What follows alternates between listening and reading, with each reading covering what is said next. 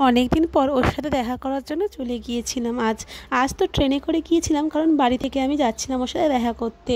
আর ট্রেনটা ফাঁকা থাকায় খুব একটা অসুবিধা হয়নি, দাঁড়িয়ে দাঁড়িয়ে হাওয়া খেতে খেতে যাচ্ছিলাম। আর তারপর ওর সাথে দেখা হয়ে যাওয়ার পর ওর বাইকে করে চলে গিয়েছিলাম।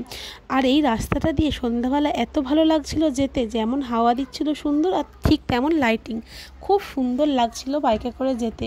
ও আমরা আজ কোথায় গিয়েছি সেটাই তো তোমাদেরকে বলে ওঠা হয়নি।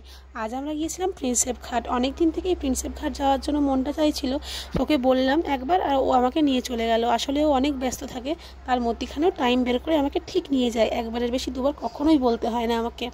যাই হোক, সন্ধ্যেবেলা এই হোয়াইট কালারের বিল্ডিংটা লাইটিংয়ের জন্য এত সুন্দর লাগে, খুব একটা শান্ত স্নিগ্ধ পরিবেশ।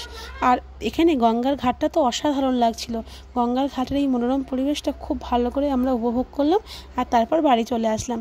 আর বাড়ি এসে কী কী করলাম পরের ভিডিওতে তোমাদের সাথে দেখাবো। আজকের এই পর্যন্ত।